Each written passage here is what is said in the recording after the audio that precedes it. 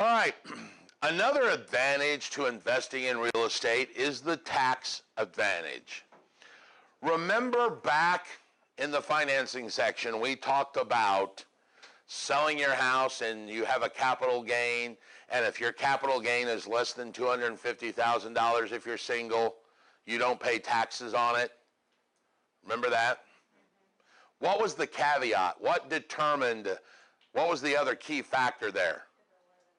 You had to live in it 2 out of 5 years. If you don't live in it 2 out of 5 years, it's called an investment property by the IRS standards, and now you're subjected to these tax rules. So that's what determines your minimus of 250 versus 500. Did I live in it 2 out of 5 years? I get to use the owner-occupied tax rules. If I didn't, I rented it out for the last 4 years, I have to use the investment tax rules. The investment tax rules are a lot of different things. The first thing is this thing called depreciation. Remember, every year you got to subtract the depreciation off? Now when I go to sell it, I got to add it back in. That's called cost recovery. So while you thought you were getting a benefit, you're going to pay for it in the long run. You got to add all that money back into the sale. And before we can talk about this thing called a capital gain, we have to talk about some of the basic things. And the first one is this term called a basis. When you're doing your taxes, every property you get gets assigned a basis. This is what you actually paid for the property.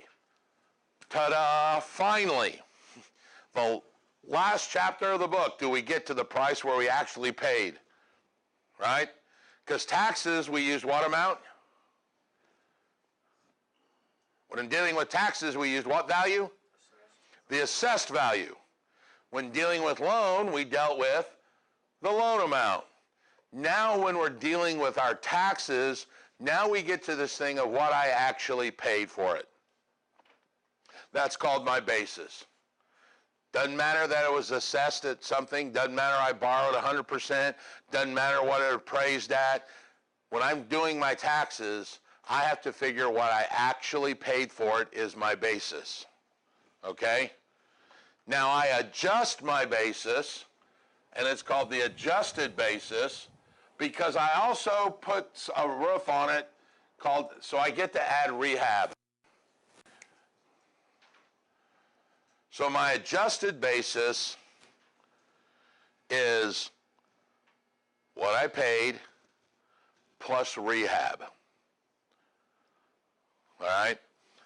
Let me give you an example. I bought a double for 50 grand. I added 10,000 in a new roof. My basis or adjusted basis for that property was $60,000. That's what I've got into this property, okay? So from a tax standpoint, that's all they care about. Now I'm going to figure my profit when I sell it. This is a true story, by the way.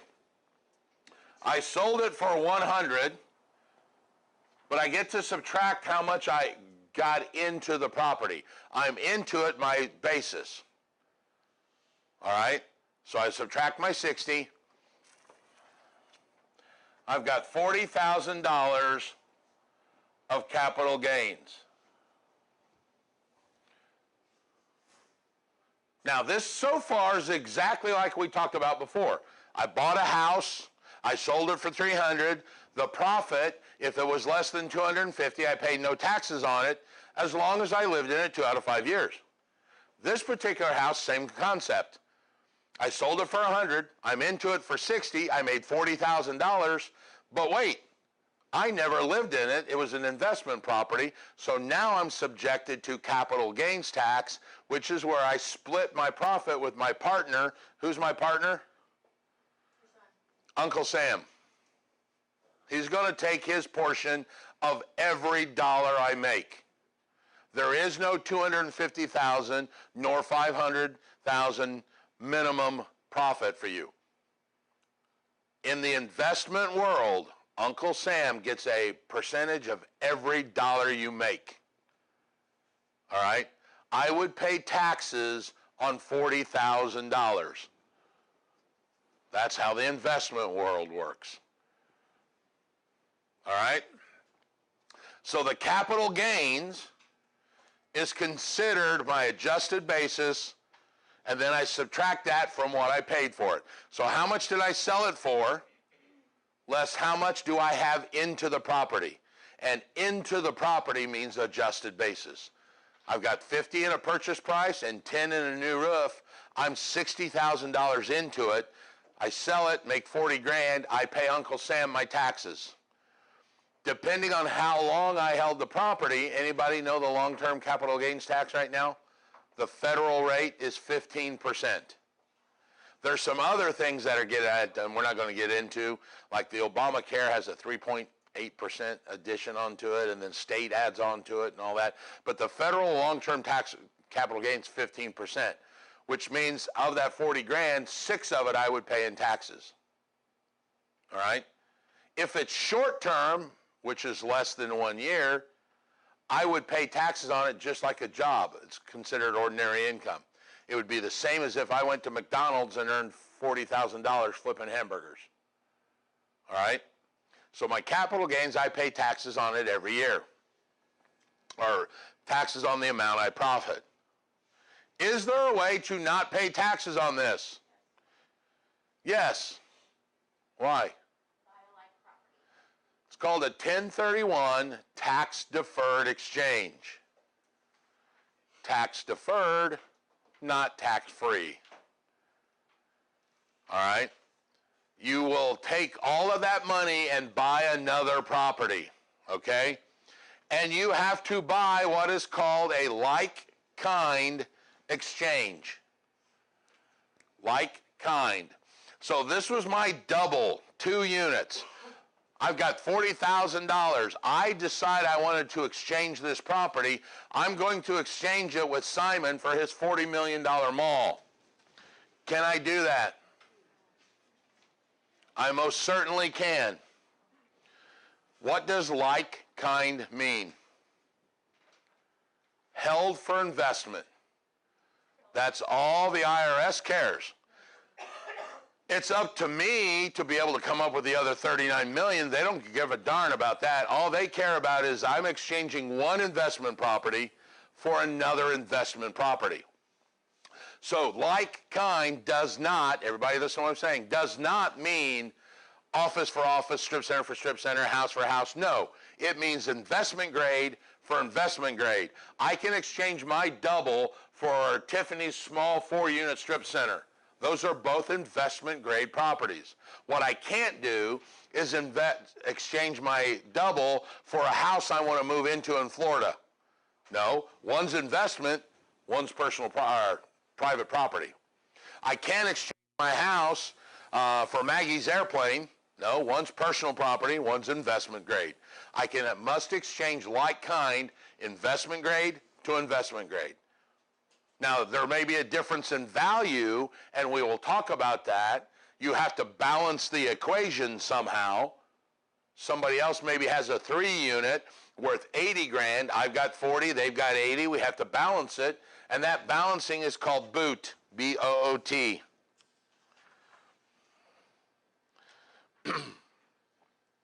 That's the addition of something to balance the equation. All right? Typically, it's a new mortgage or more cash into the deal. That's the typical boot to balance it out. If you guys agree, I want a Cadillac, okay. I've seen people exchange raw diamonds, or loose diamonds, rather.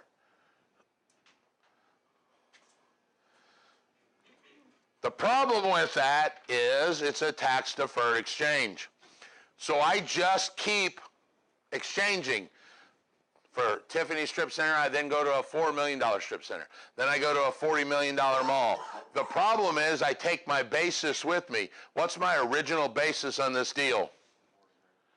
My original basis is $60,000, right? Profit was 40 grand, capital gains. The basis is 60 grand. So now I've leapfrogged my way over the last 10 years up, and I own Simon's $40 million mall. I decide to sell it. What's my basis? $60,000. So I've got a $40 million mall. I sell it for less the basis. That means I'm paying taxes on what? $39,960,000. You will pay taxes then. That's why it's called a tax deferred exchange. You will get to it eventually. Now, there is a way to avoid those taxes, and the paperwork's real simple. What do you have to do? Die. And leave it to your kids. And leave it to your kids. Kids get what's called a stepped up basis, which means their $60,000, my 60 grand basis, now my kids get a $40 million basis, and they sell it for $40 million. How much capital gains is that? Zero. How much tax is 15% on zero? Zero. Do you think the government's going to let them get away with that? What did you guys forget? Inheritance tax. That's where the inheritance tax comes in. They're going to get my kids on inheriting the property, which is what gives them the stepped up basis. The problem with the inheritance tax is this. The kids would have to pay it whether they sell the property or not. The sales tax, or the tax, is only paid on a sale if I sell the property. See what I'm saying? I pay my capital gains tax only if I sell. If I never sell, I never pay capital gains tax. But on an inheritance tax, they pay on the value whether they sell it or keep it. One of the things Trump has talked about doing is going back to this, eliminate the inheritance tax, and only make them pay when they sell. All right? Everything that you earn or everything that you use in the process of working this is a deduction. I get to take that off. That's one of my expenses. Window cleaners, an expense. Scrubby brush to clean the toilet, that's an expense. All right? When you sell through an installment sale, which is called a land contract, for those vendors, remember what a vendor is? It's a person selling on land contract. That counts as income that year. So if your client says, I want to sell something on land contract, that's cool. That may increase the number of buyers, but you got to advise them, you are slowly earning this capital gains. If I sold the property today, I'd pay taxes on $40,000. But if I sold it on land contract every month or every year and only made $8 grand that year, that's still capital gains. I just pay $8 grand for the next 5 years. And I just made that number up so it match 40. But you get the point. Every year you receive a portion, that's still capital gains that year. All right? That's a new law too. It used to be you had to pay the taxes on a land sale as if you got all of the money that first year. Which is a problem you can guess if people defaulted on the land contract. You didn't receive that income, but you already paid taxes on it. So they went to this new method. There's the example. $50,000 with $10,000 in a new roof. My basis is $60,000. Sold it for $100,000. Capital gains is $40,000. So there's the example for you at home that were panicking at home and going, oh my crap, he's doing something I don't see. It's right there it is. Couple more things real quick here. Suppose you can't really invest, you don't have money, because remember I told you one of the disadvantages is it requires a lot of cash. There are several ways to get into this without that. One's called a syndication or a syndicate. We talked about tenants in common, and somebody had mentioned it in the middle of the class. A tenant in common is one way to syndicate an investment. I can't afford $10 million to buy a really cool building, but I got 500 grand. Maybe I can find 20 more people that we each put 500 grand in and buy this big building and make us all tenants in common, and I own this really cool investment, and we've syndicated the deal. Brought a bunch of different investors in to make the deal work. And of that, I own a portion. That's how you would syndicate.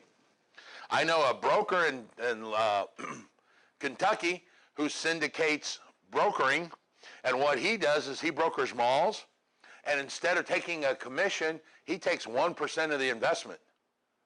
And his buyers are cool with that. So he owns like 1% of like 9 or 10 malls throughout the United States. And that was his way of brokering, using his talent to get in to syndicate. A REIT, a real estate investment trust. Let's assume you buy a $100,000 property, cash. You collect $8,000 a year in rent. Your return is what? 8%, right? $8 on 100, that's 8%. But you don't have 100,000. Is there another way to do it? Certainly. You go and buy a share of REIT. A REIT is a real estate investment trust, like Simon. I'll give Simon $100 to buy a share of his stock. At the end of the year, he pays out the dividends. I got back $8. What return is that? Still 8%, but it only cost me $100 to get into it. And I don't have to worry about any of the management or any of that other stuff. So a REIT is a way to invest in real estate, a very lazy person's way. And that's not being a bad way. I'm just saying that allows a person to get the return of real estate, but not really get involved in day-to-day routine, not have to have a lot of money, not have to understand a lot. Hey, I know Simon does pretty well. I'll just give him my money and trust him. And he's going to pay me an 8% return. Yeah, I don't have $100,000. I got $100. I'll throw Simon $100. He'll take everybody's $100 and buy a new mall and return me $8 as a dividend on my share of stock, and I made 8% return on my money. If I had taken $100 to the bank, I'd have got 1%. So that's called a REIT, where you invest in the trust. It works like a mutual fund, so to speak, and REITs by law have to hand out a certain amount of money. So you can't say, well, I give someone my $100 and all of a sudden he's going to decide to keep all the money. No, they have to actually give out as dividends 95% of all the income they earn to their people. So I know I'm going to get something back. Did you know it was 8%? That's what I was going to ask. Did you know it was 8% when you bought it? Yes. Okay. How do you know? That's a good point. We can tie two things in together here. How do I know Simon's going to guarantee me 8% return? How does he know his return's 8%? Think back to the triple net lease where the tenant pays the landlord's return bills. The landlord's money never changes. Remember that chapter, and I told you the tenant pays the landlord money, and then the tenant goes out and pays the taxes and the insurance and the maintenance. And if the taxes go up, what happens to the landlord's return? Nothing. Stays the same, doesn't it? Because the tenant's paying the taxes. So Simon knows he's getting 8%. That's why those triple net leases are created for the commercial world, because they understand commercial people need investors. Investors need a solid or a guaranteed return. And you know that because I don't care if the taxes go up on the Greenwood Park Mall. Simon's not paying it. Macy's going to pay it. I was going to show my age and say Spencer Gifts, but Spencer's are gone, aren't they? No, are they still there? What's the one my kid likes? Hot Topic? Still there? Yeah. Lazarus is dead. Don't worry, it'll be back.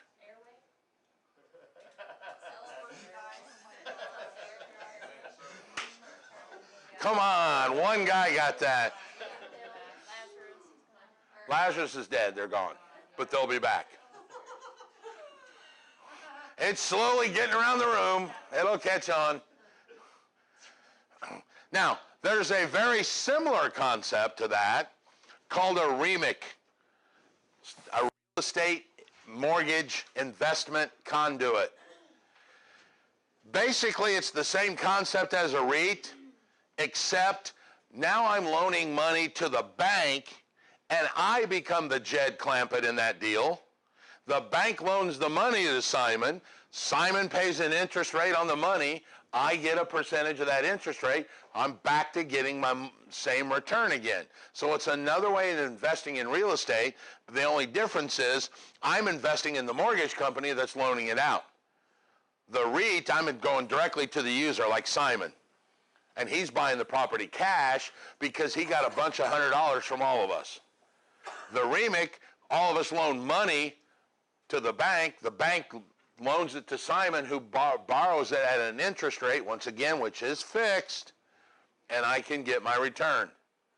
So these are ways that an investor can get into the real estate world without having, or better way of saying this, can get into the investment world and mitigate their disadvantages, because they don't have to have a large amount of money. They don't have to have specific knowledge on how to manage strip centers. Simon's going to do that.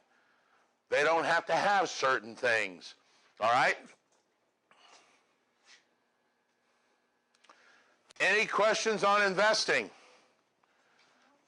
Well, ladies and gentlemen, you have now hit the end of this chapter, and you all have hit the end of this course. Nice round of applause. Remember, check the chapter right after this that you're at home, and there's a chapter after this to tell you how to schedule your test with Pearson VUE. You can either do it online or you can call them. All right? Thank you.